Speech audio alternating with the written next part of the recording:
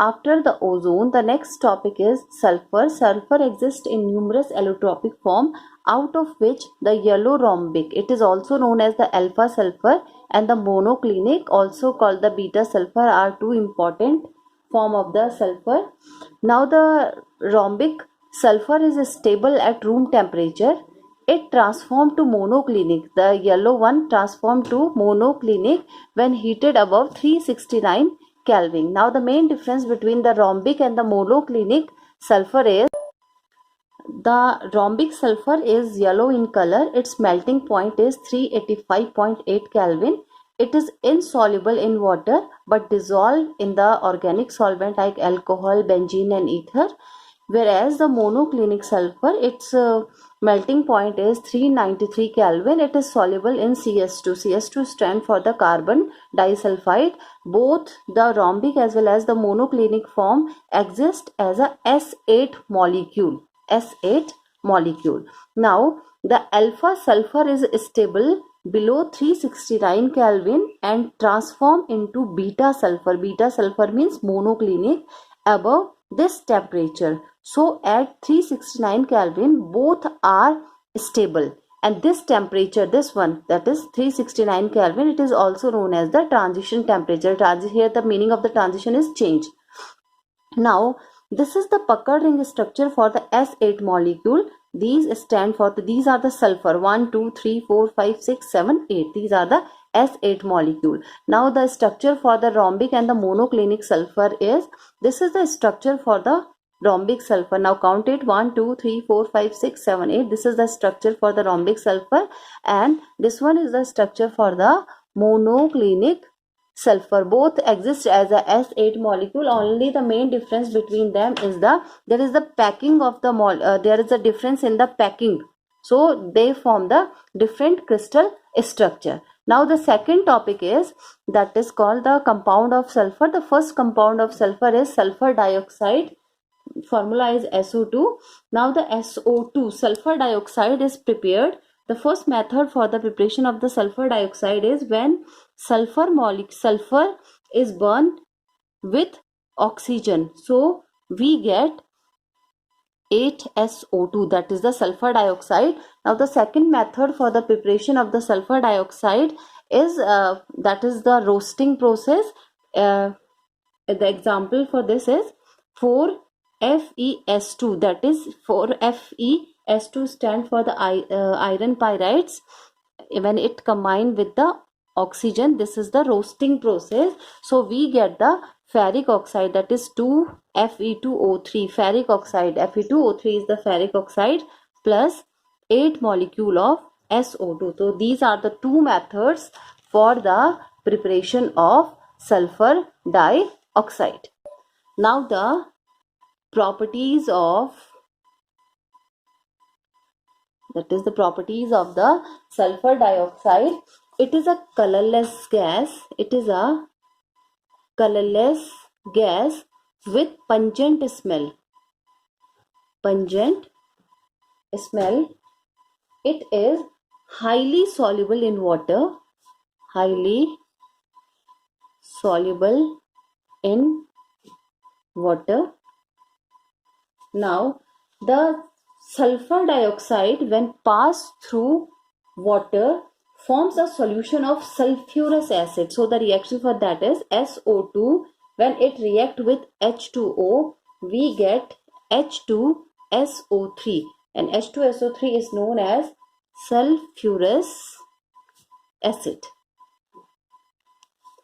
Sulfur dioxide readily reacts with the sodium hydroxide solution, forming sodium sulfite, that is Na2SO3, which when react with more sulfur dioxide to form sodium hydrogen sulfite, that is NaHSO3, and for that the reaction is that is NaOH.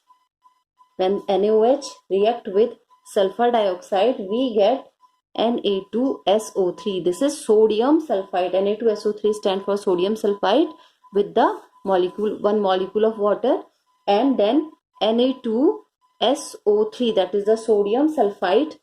When react with the aqueous solution of sulfur dioxide, we get 2NaHSO3, that is sodium hydrogen sulfide. So these two are the reaction with the sodium hydroxide.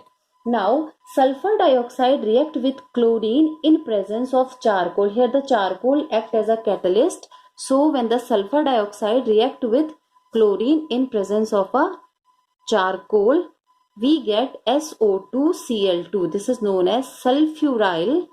This is sulfuryl chloride. Here charcoal act as a catalyst. Now the another reaction is when sulfur dioxide is oxidized with the oxygen, we get 2SO3, that is a sulfur dioxide, and here the catalyst is V2O5. V2O5 stand for the vanadium pentoxide. The sulfur dioxide, the geometry of sulfur dioxide is angular, and it shows a canonical structure, that is S. Either here the double bond is present and here the single bond is present, or S, here the single bond O and here the double bond O. These are the two lone pair of electron. So here 1, 2, this one is 3, 4, and this is 5, 6. Again here is oxygen, that is 1, 2, 3, 4, 5, 6, and this one is 7 and 8. Again here is 1, 2, 3, 4, 5, 6, and here that is 1, 2, 3, 4, and this one. These are the lone pair. So the geometry is angular. Now the uses. The sulfur dioxide is used in the refining of, this is used in the refining of petroleum and sugar. It is used for the refining of petroleum and sugar. It is also used for the bleaching of, that is bleaching of wool and silk. It is used for the bleaching of wool and silk. It is also used as a disinfectant. Disinfectant. It is used as a Now the next topic is sulfuric acid. Sulfuric acid. The formula for the sulfuric acid is, that is H2SO4. It is most widely used chemical both in the laboratory as well as in the industry. It is often called the king of the chemical. There are various methods for the manufacture of sulfuric acid, but most important method is known as the contact process. That is called contact process for the manufacture of sulfuric acid. The contact process involves 3 steps. The first step is, that is burning of sulfur. This is the first step, burning of sulfur. This topic we have already discussed, that is S plus O2 gives SO2. The burning of sulfur with the oxygen, we get the sulfur dioxide. Now the second method is catalytic. This is catalytic oxidation. Catalytic oxidation of SO2 into SO3, or we can say that it is also called the conversion of sulfur dioxide into sulfur trioxide, and for that the reaction is 2SO2 plus O2. This is the reversible process. Here the catalyst is V2O5. 2 bar is the pressure and 720 Kelvin is the temperature. So we get 2SO3. This is the second step. Now the third, this is the key step for the preparation of sulfur dioxide. Now the third step is known as the absorption of sulfur trioxide in H2SO4 to give oleum, that is H2S2O7. In this method, the sulfur trioxide is treated with H2SO4, which is prepared by any other method. We get H2S2O7, Then H2S2O7, this is known as the oleum. On dilution with water, we get 2H2SO4, that is sulfuric acid. The H2SO4 is not directly mixed with water because the reaction is uncontrollable. So that first of all we prepare the oleum and then we diluted the oleum to get the H2SO4. Now the next is the physical properties. Physical properties. Pure H2SO4 is colorless. It is colorless, syrupy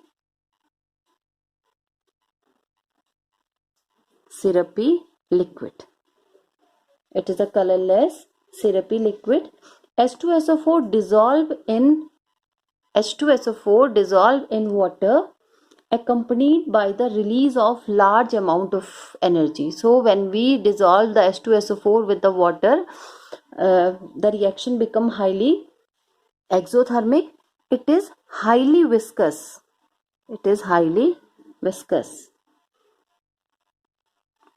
Now the next is the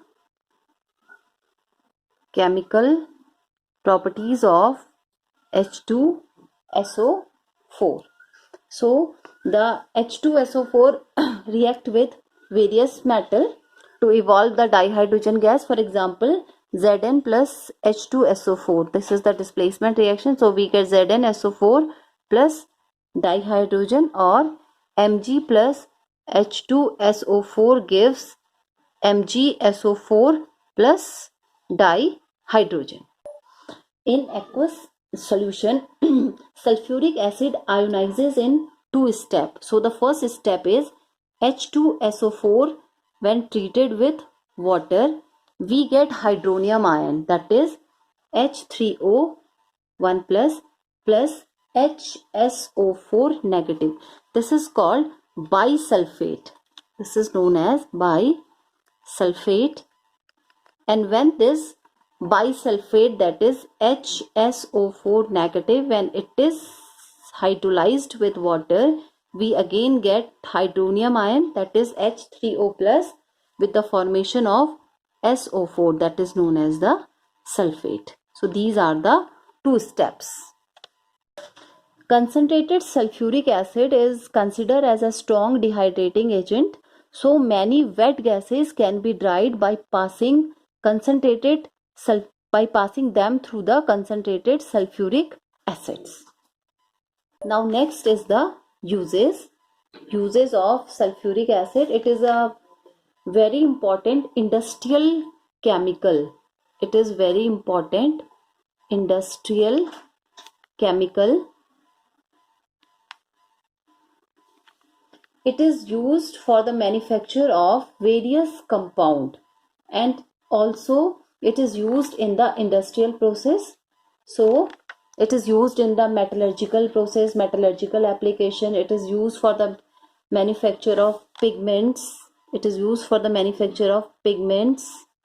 It is used for the manufacture of paints, dyes, used in detergent industry. It is used in detergent industry, used in the metallurgical.